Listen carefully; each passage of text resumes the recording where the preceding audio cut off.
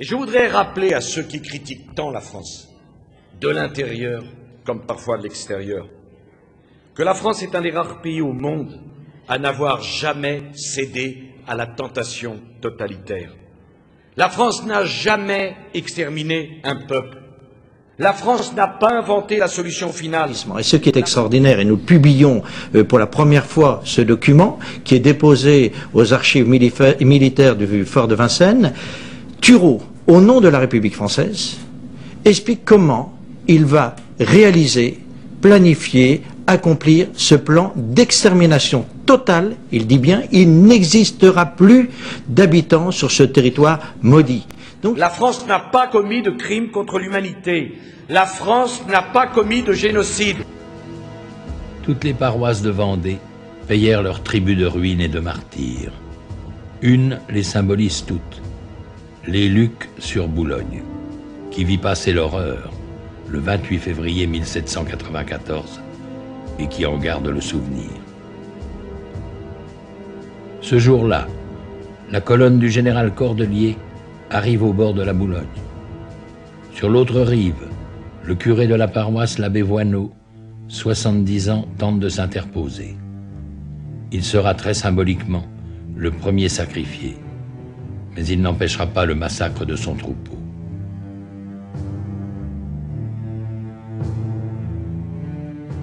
Sur les lieux de l'ancienne église, qui fut livrée aux flammes avec la population qui s'y était réfugiée, une chapelle commémorative garde les noms de 563 personnes identifiées, dont 147 enfants, parmi lesquels 22 n'avaient pas 2 ans.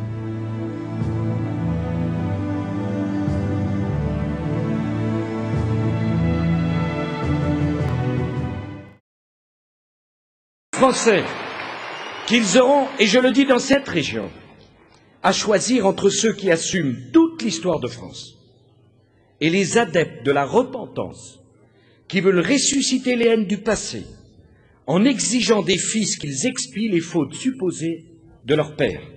Moi, je suis de ceux qui pensent, et j'assume mes responsabilités, que la France n'a pas à rougir de son histoire. La France n'a jamais commis de génocide. Il y a un deuxième aspect dans la guerre de Vendée, c'est l'aspect génocidaire.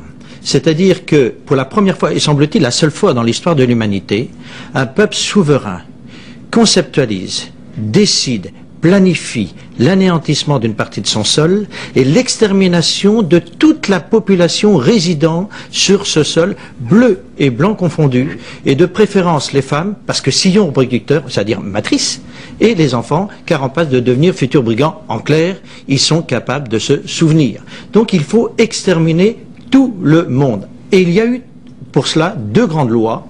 La première loi, qui est la loi, et ça c'est unique, je le répète toujours, c'est l'aspect légal de cette extermination. La première loi date du 1er août 1793.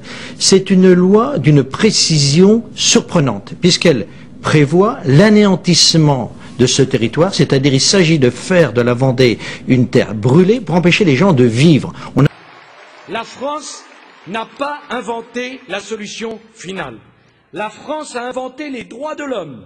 La France est le pays du monde qui s'est le plus battu dans l'univers au service de la liberté des autres. La France n'a pas de leçon à recevoir de ce point de vue. La Vendée n'oublie pas.